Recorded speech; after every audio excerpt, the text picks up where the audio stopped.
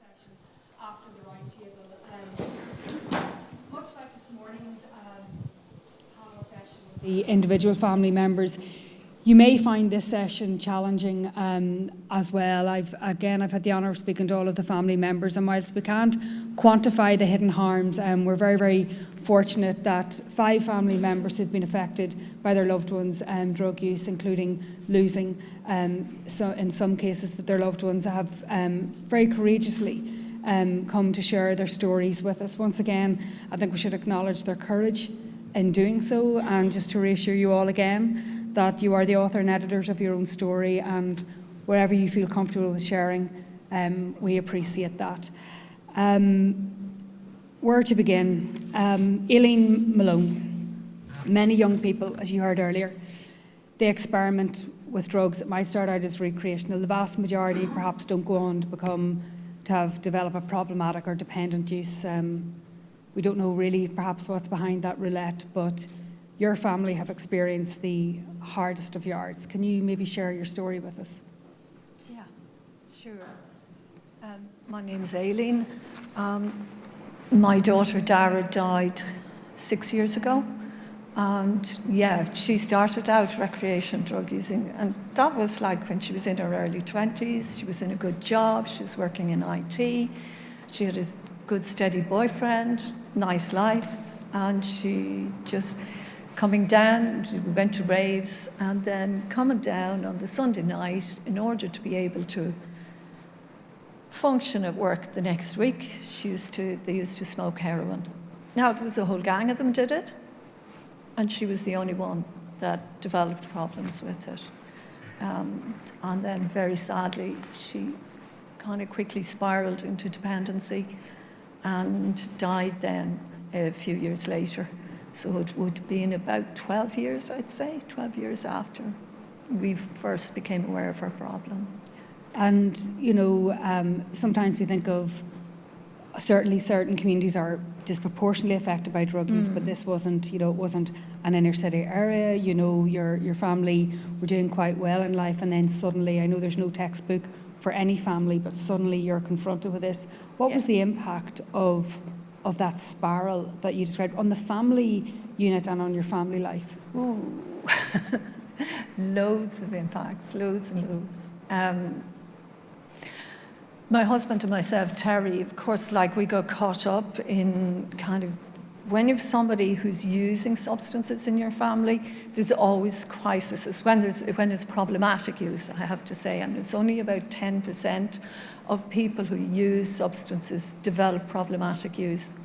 But you become caught up in all the different crises that happen, and in trying to rescue, and in going, well, okay, we'll sort this thing out, and surely this will sort it out forever. But there's always, it's unrelenting. Now, Dara's death as well too affected her younger sister really badly.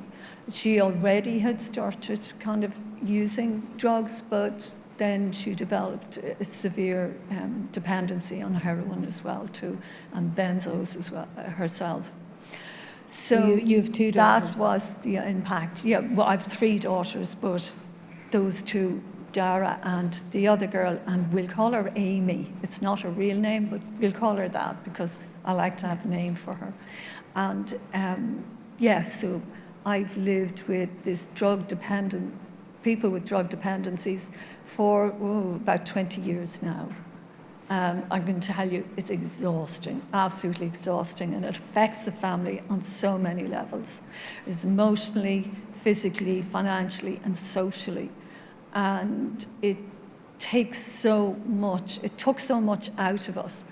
And then because Terry and myself Terry was my husband, kind of focusing our energies on our 2 girls and on trying to get them into treatment, or trying to sort it out, or just being there for them.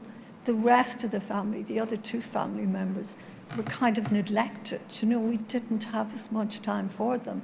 And that's tragic because they needed us as much as Dara and Amy did. And then our own relationships, our own friendships, and that, they kind of fell away as well too, because we became obsessed with our two daughters, and that's all we could think about, all we could talk about. They became our whole life. And then, like, if you're going out with people, you're forever cancelling on them because something has happened, or that's all you can think or talk about. Gary, you're a close family member who had, and we discussed it quite a bit earlier today, a dual diagnosis, so struggling with drugs but also with a mental health issue. And as I understand, that person's doing okay now, but can you maybe talk us through the impact on your family life and your personal life of dealing with that particular challenge, I suppose, of the dual diagnosis? I wasn't going to mention this person at all. He's my son. He's his late 20s now, and during his teenage years, maybe early teenage years, he started experimenting with weed, which progressed onto other substances. And unfortunately, he was one of the 10% of people who developed a dependency on it, and either because of his drug use or because of his genetics, he started to develop mental health issues as well.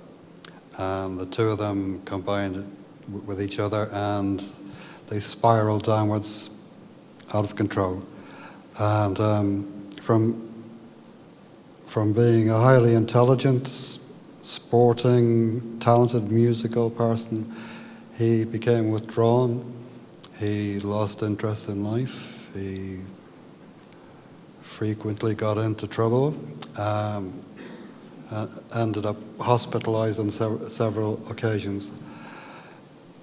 And the whole effect of this on, and I'm just speaking for myself because his mother and I are separated, but the effect on me was that I also spiraled downwards, out of control. I had very little control over what happened in my own household. It all revolved around caring for him, looking out for him, making sure that he was okay, even though I know behind it all he always wanted to be okay, but the things he did left him in a place where he was often not okay. He put himself in harm's way so many times, so many dangerous situations. The fact that he knew he was harming himself, he knew the damage, but he still, because of the dependency, it still went on. And I had to witness that. My other family members had to witness that. His mother's family members had to witness that as well. Neighbours had to witness that. Social services had to witness it. The legal system had to witness it. But it still went on. And it absorbed almost all of my life for 9, 10, 11, 12 years before he managed to break free of the cycle of dependency. And I have to say that traumatic and as it was for me, at the end of the day, if it had not been for the support of the Family Addiction Support Network, I would not be a sane person today. I would not be a whole person again. It really destroyed me, and family support allowed me to rebuild myself, not immediately. I know some people come into family support and it seems to work straight away, or in a short time. For me, well, a long time. I was in family support, I'm told, for maybe the best part of half a year before I'd even open my mouth and speak about what was going on. Because for me, and for most parents, your focus is on helping the child, because that's what parents do. That's our genetics. We look after our children. And so they become the focus. We forget about ourselves, our own needs, our own identities, our own security, our own health is sidelined, and we are neglected. We neglect ourselves to such a point that life becomes impossible. Beside you, just on that family support, and thank you for sharing that, Gary, Beside you is somebody who works as a leading light and family support network in Blanchardstown. It's Maureen Penrose. But a lot of your experience and your ability to help people is born out of your own very, very difficult experience. One of the phrases we have learned about is kinship caring. So it's the grandparents, it's everyone else who has to come and step in. For, I think, was it a period of 15 or 20 years, you were a kinship carer for several of your grandchildren, on and off? On and off, yeah. Jesus, 15 years altogether, it'd kill me. Tell us a wee bit about your story, Maureen. I suppose I've 4 kids myself, and my oldest went on to develop an addiction to heroin. And well, she was very resourceful and whatever, and she was able to manage fairly well. I don't ask how, but eventually, like, things caught up, and she did have to go into rehabilitation services. And so there were 3 children by then, and they had to be minded. So there was the choice of, like, foster care or kinship care. And kinship care, in my opinion, is always the best if you can get the children settled with family that they know already, rather than removing them from their home and family and putting them with strangers, although that's often necessary also. So that's what we call kinship care, where the children are taken by a family member and cared for that way. And so it would have been first time maybe 6 months, because rehabilitation residential is usually about 6 months or thereabouts. So I would have had them first time for 6 months. First time, the youngest child was 3 months old. She was only born. And I was saying to Derval, there was times I'd look at her and she just used to just smile at everybody, and I wondered sometimes, did she know who she was, you know, because she hadn't really had time to settle. The children were deeply in love with their mother, as children are, and so were upset to be moved from her environment and not to be able to see her except maybe once a week on a visit to a rehabilitation centre, to a room where there'd be a few tiles. And even on that, Maureen, you know, obviously it's probably not enough, but foster carers get a certain amount of money. But for kinship carers, if you're getting that taxi to rehab, or, you know, trying to get money for back to school allowances, you don't get that. No, if you're related to the kids, you don't get on. You know, so if I foster a child belong to one of you, I'll get probably 300 a week. I think that's what I was told. I don't know how much it is. Maybe there's a social worker present. But if I'm the grandmother and I'm taking the 3 kids, I don't get at at all. I don't know why that is or what the policy is. I'd like to read it sometime. And that's the same story for any family that are taking in their grandchildren. They don't get financial assistance. And so you're talking generally about people on pensions, you know, who are taking in children, and all the children's stuff is kind of left behind, so there's more stuff to be bought, there's school to be done. The children are upset. You're trying to distract them, entertain them, look after them, make them cosy.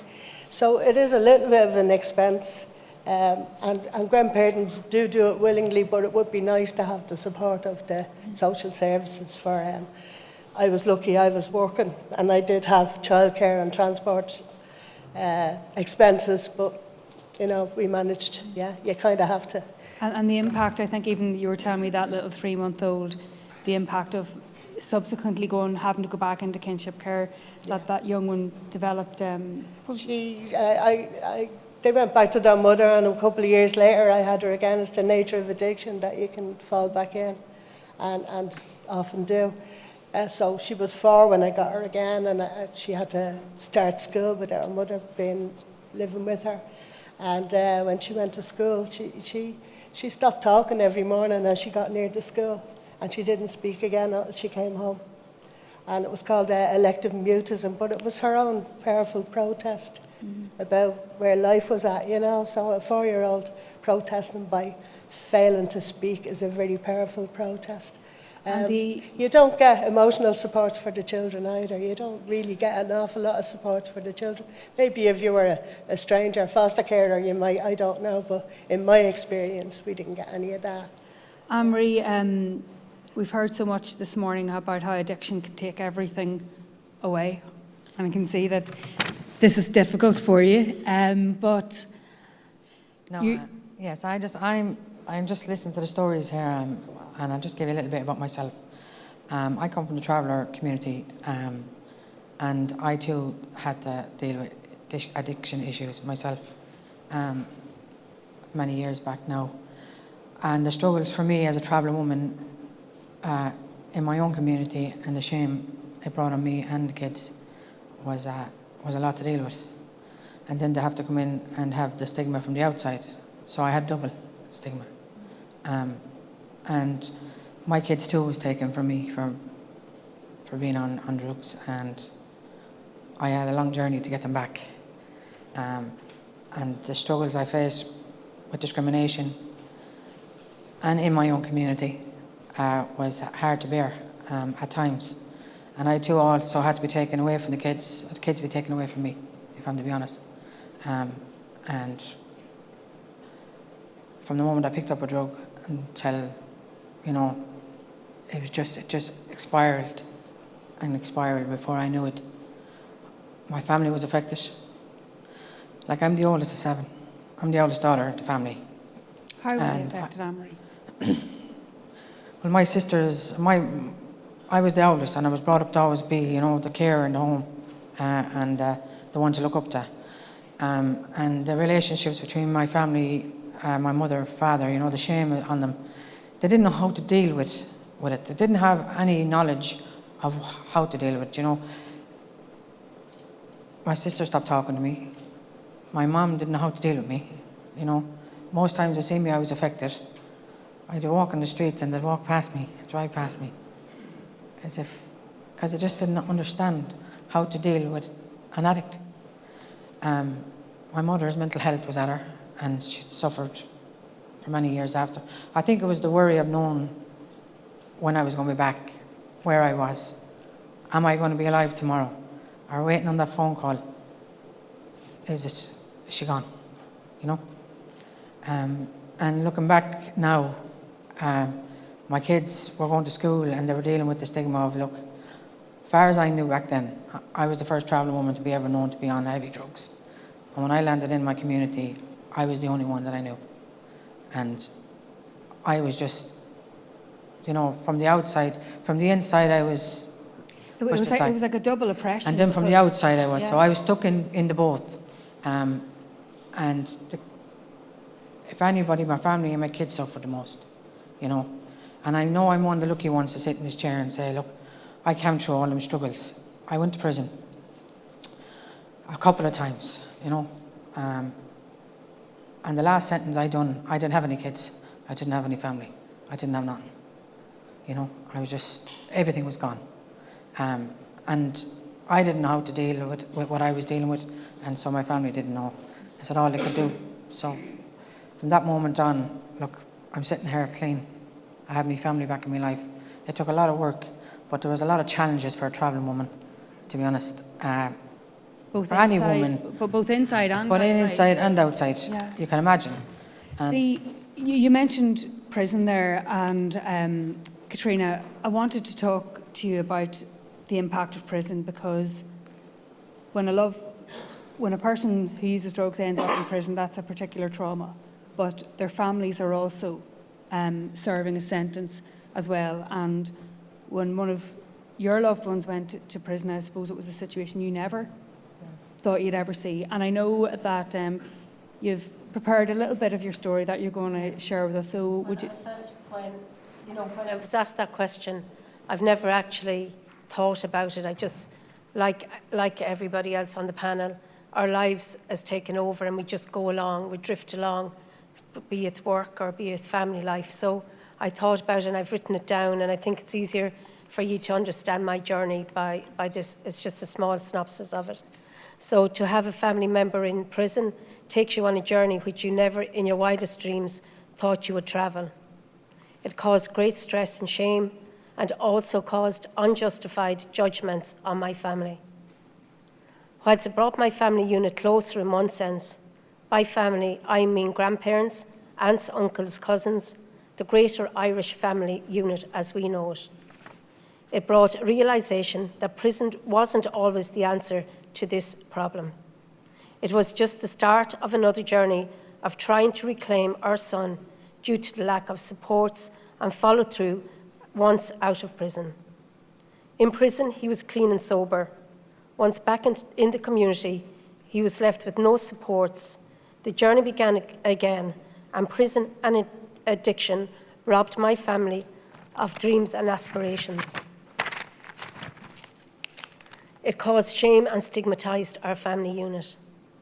Like any loss in life, be it death or even the death of a pet, the same process of grief takes place until you get to the acceptance stage. In this case, separating person from the addiction and prison and continue to love them unconditionally. In relation to the prison system itself, I advocate on behalf of family members in our organisation, that being Family Support Network. I am a member of the South East Family Support Network, and we are asking for it to be reinstated, the contact details of the chaplain services within the prison system. Families are trying to get in contact for up to 3 to 5 days to book a visit. In the past, we had the details of chaplain on all prison websites. Whilst we are totally aware of GDPR policy and updated Assistant Decision-Making Acts, we are also parents who just want to maintain contact to reassure us that they are okay. This causes and creates anxiety and stress for both prisoners and family members. This visit or call can be the first step in healing of relationships within the family unit. From my own experience, my family member who has been in prison has expressed that whilst in prison, he had a structure and was given his medication once assessed within the prison system. However, that did not follow him through once released, and this created a gap and an opportunity to relapse and reoffend, often creating further chaos and addiction burdens on family and community at whole. On speaking with his siblings, they expressed that they were lost from the beginning to the end in relation to entering the waiting area, to clothing which was more appropriate to wear. Whilst we realise it is prison, the need for a step-to-step guide is prevalent to a successful visit. My children also expressed that it was a daunting and scaring and a hard place to be. Family members have expressed the anxiety of when they get to prison and the visit has been cancelled, having travelled up to 2 to 3 hours to get there with no explanation. That's just a small synopsis of my journey. Thank you for sharing it. What struck me just about it, actually speaking to all of you and hearing you, is that in a sense, family members become addicted to the addict because they are caught up in the addiction. Aileen, what you very powerfully described as that that everything is directed towards the focus on that person, the crisis, and it has such collateral damage, I suppose, on the rest of the family unit. Yeah, I'm not sure, like, I'd agree with your term of becoming addicted to the addict. Well, you're constantly looking after their needs. Yes, though I do know that it is a term that is used. I think it's a natural, excuse me, a natural reaction to seeing your child in danger, where that you're constantly trying your very best to bring them out of that danger. Yeah, like the impacts on the family are huge. I'm just really interested listening to everybody else. We've continuing experience with dual diagnosis because my daughter, Amy, who's on a methadone program now, she also has a pre-existing mental illness, and it's caused huge problems, like really enormous problems, in getting her onto methadone treatment and in getting her other treatment. Kinship care, yeah, we kinship cared our grandson for 10 years continuously. There is a small payment, the guardian's payment, but it's extremely difficult to get, and barriers seem to be put in the way. Kinship Care Ireland are well on top of all that, so if anybody wanted to know more about that, contact them. Your story, Anne-Marie, is just so heartbreaking. And can I ask you, maybe Gary and Anne-Marie, we heard so powerfully this morning from those who have used drugs and have been caught up in an addiction cycle, talking about the shame and the stigma that attaches to them. But Gary, that shame and stigma follows the families. I mean, did you feel excluded from your peer group? Did you feel you'd failed in any way as a parent? Like, what was going on for you when you were trying to help your son? Oh, I definitely felt I'd failed as a parent. I know you can feel that anyway whenever you have a child. But I definitely failed. I think I definitely failed. That's how I felt. And I realise now I didn't fail, because just like you don't get a manual when you have a baby, you don't get one for the teenage years to say, watch out for this, don't let them do that, blah, blah, blah, blah, blah, blah, blah. And even if you did, they're still going to go ahead and do it anyway in a lot of circumstances. So, yeah, it was a huge learning experience for me that I didn't find very positive. I came to regard myself in a very negative light. What did you need at that time when you were going through it? What I needed at that time was help, compassion. What I needed was support from people who had been through the same thing, people who understood what was happening to me, people who would be non-judgmental, people who, no matter what they thought, had the good sense to keep it to themselves. Yeah, I needed backup, I needed support, and it wasn't always there. It was, in certain situations, it was difficult to find it in the HSE at that time. There were certain members of medical staff who had no sympathy at all, who would have been of the attitude, sure, just feck him out the door, you know. If you're putting up with it, get rid of him. You know, that would have been not an infrequent thing I heard. But also there were people, and there are, the vast majority of people who work in the HSE are compassionate and caring people. And within the structures of the HSE, they did the best that they could to support. But it wasn't always enough. Maureen, both in your professional life working in family support, but also having that direct experience in your own family life, did you come up against that shame and stigma because of the impact that your daughter's journey had on you? Yeah, initially I did, and I suppose you'd always have like that granny, you don't want her to know what happened, what's going on, or the sister who's going to say to you, well, feck her out, you know, don't be putting up with her, and you'll get advice of that kind, and they mean well, you know, so you do, and like when you've got the kids living in your house and your neighbours are saying, are the kids staying with you? You say, oh yeah, she's not well, or, you know, so you do try to cover up, but a beautiful thing happened. People started to come out of their houses and meet up and help each other. And this is what you're talking about, family support. And they set up groups, not with agencies around, just ordinary people set up groups, and they'd come and meet each other once a week and they'd talk about what was going on. And it was wonderful.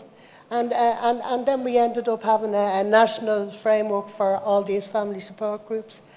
And that closed down about 2 years ago, but at the time it gave us a voice, it gave families a voice around the production of drug policies and stuff like that, the strategies about dealing with drugs, and that was wonderful, and we'd really like to have that back again. But the support, as you say, of people who know what you're going through and know, it just makes up for everything, and it brings you to a situation where you're not afraid to talk about it anymore. You talk about it because you want to break stigma. Mm.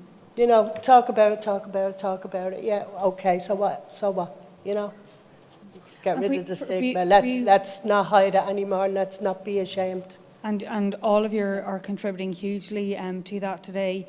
Can I ask you, Amory, what do you think your family needed? You know, your siblings or, you know, your immediate family, but also, you know, your own children. What, because they're going through their own journey, they're perhaps suffering vicarious trauma, everything that we've heard earlier. What do you think supports it they need?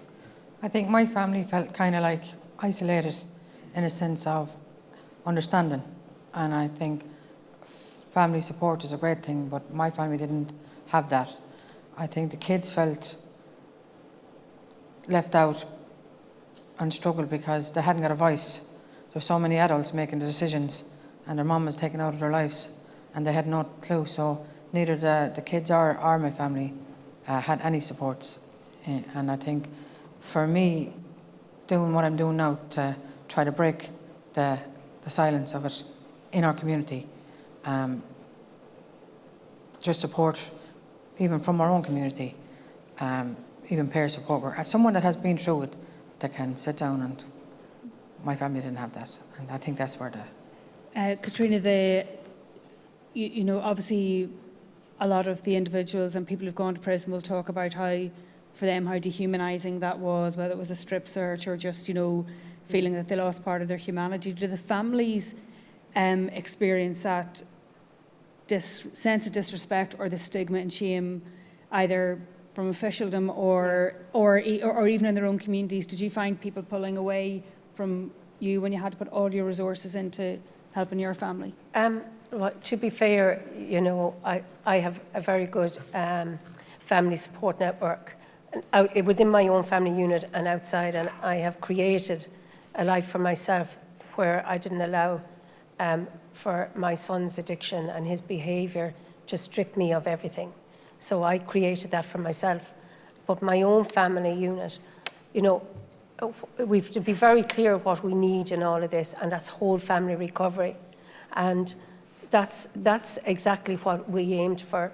And when I was on, well, I'm still on this journey, but we'll never be off this journey, because with addiction, the relapse, everybody relapses. Let's be realistic in the room. Nobody, unless they're phenomenal. It's not a straight line. It's not a straight line, without a doubt. Sorry, lost my train of thought. What did I say? I was just sort of interested just in the impact on your own family. Look, I mean, look at your other children. Did it impact oh, absolutely, their upbringing or their? Yeah. Because as you well, say, the youngest child in particular, because I would be organising visits, and I would be, you know, I would try to keep his soccer, his schedule, to try fit in a visit around that schedule. But again, it's like the other panel said, you know, whilst you just become consumed with this one person, they take over your life because you want to make sure that they have everything that they need in prison.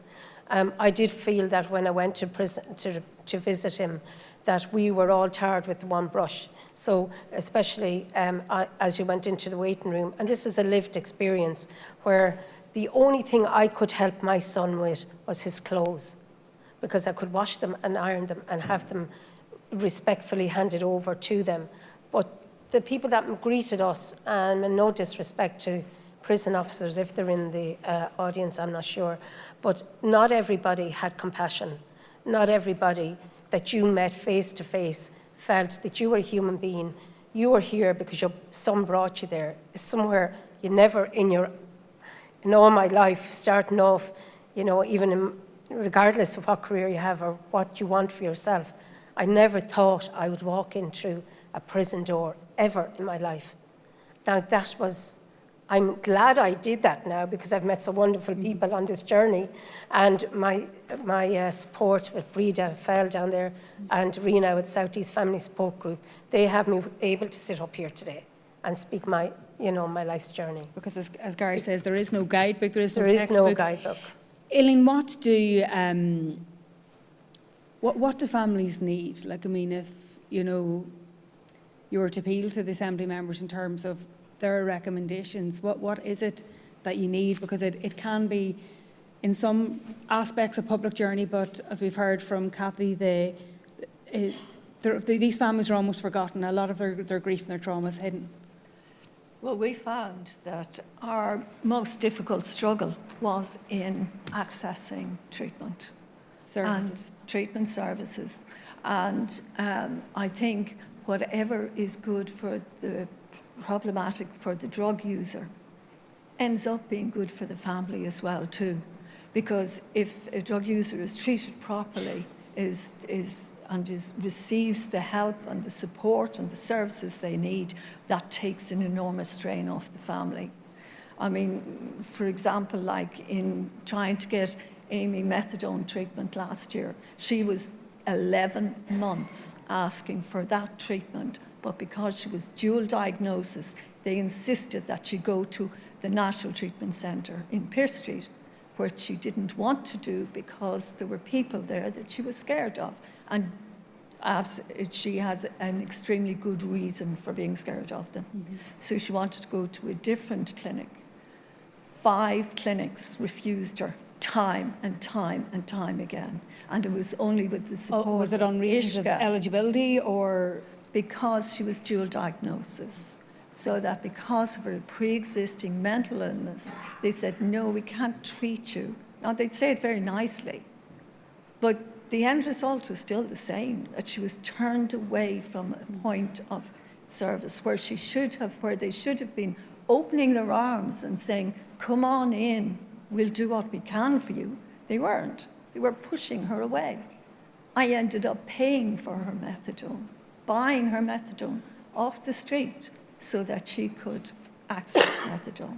Like, that is ridiculous. Anyway, she's on a methadone programme now, and that's only because of the advocacy of Ishka, and because I wrote loads of letters as well to certain people. Anne-Marie, every family is fighting for their loved one. Their advocacy is so important, but sometimes you just don't have the capacity or the resources, whether it's emotional, financial, or maybe just the contacts and the resources.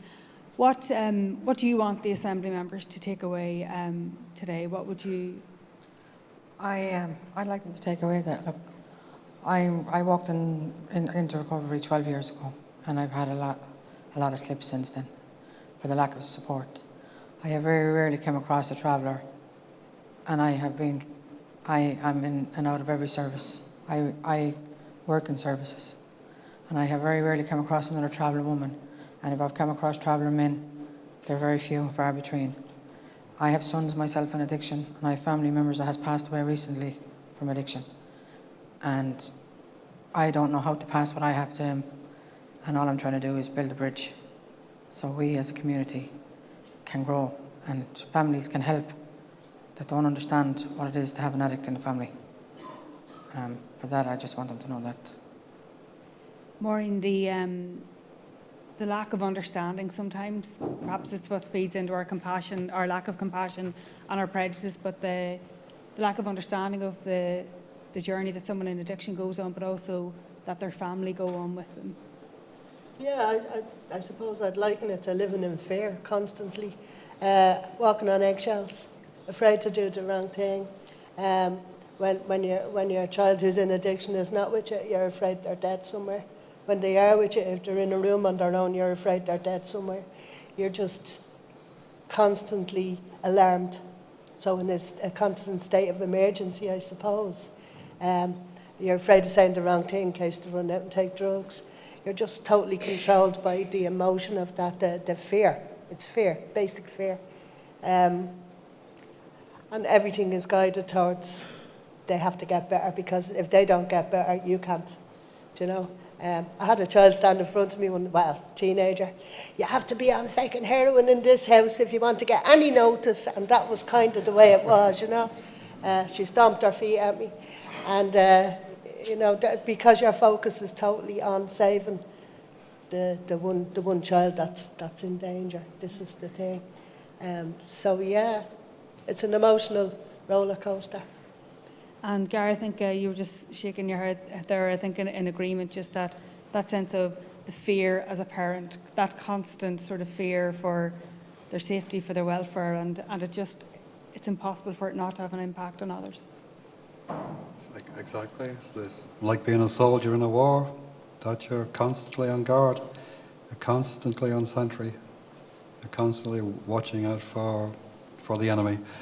As Maureen said, the enemy is the fact that you just don't know what the other person is up to, what they're going to do.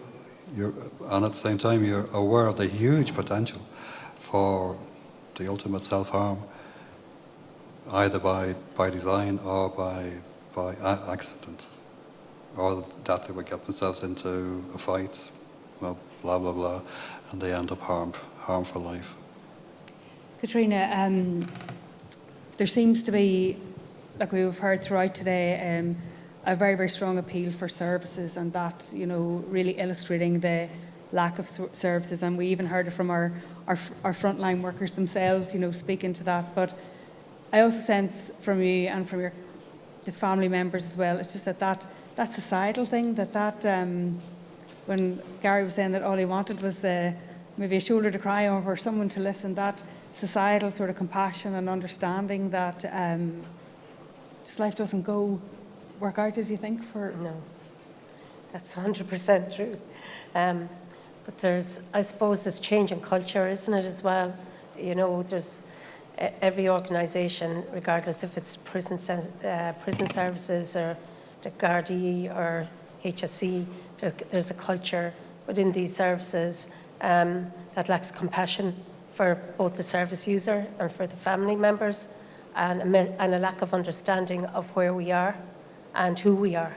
And I suppose really the only way forward is for everybody to be collectively working together, as opposed to having all total different organisations, all having their own agenda, instead of bringing people together and including us, families, in it, because we're always left out at the side. And it's very important that we're brought into the room, because we're the ones that can lead. We can, you know, lead situations because we've lived Help it. with the solution. We've lived it. You know, we know more about services. We know more about what's happening outside, you know, on the street, than anybody else here knows, because we're part of it. Yeah. We're part of it. And Eileen, just on that, the importance of listening, both, you know, to the service users, you know, just because they may be struggling doesn't mean that they don't have something valuable to say, and also the families. How do you incorporate? How are we going to incorporate that into whether it's influencing policy or practice? How do we incorporate the voices? Those voices. You know, we've heard just throughout today just about, you know, the importance of those voices being heard. It's almost been like a theme all day today about when we fail to listen to those voices. Because I think for many years as families certainly, we've always felt that we have our own self-blame, but also that other people have blamed us. And I know that problematic drug users often feel that they are ignored and they're not listened to. Now, I don't know, we just listen, but the system... And yet when they speak, as we heard this morning, they have such a powerful voice. Absolutely. So much to tell us. Yeah, but I think, I have to say personally, I've found individual people within the services extremely compassionate and willing to help. However, it's the systems that they're working within, the processes and procedures that they're obliged to follow. I think we need to change those. We need to listen. We need to have the right voices at the table. And we need to be approaching the advocacy. Well, not me, but the people in charge need to be approaching the advocacy groups and listening to them. I think that... because the knowledge is there. The knowledge is there. It's out there.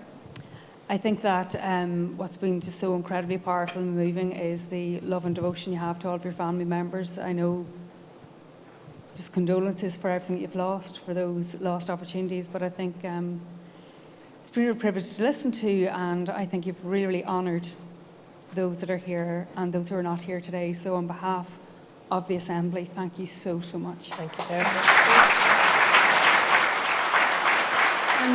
And just to say that,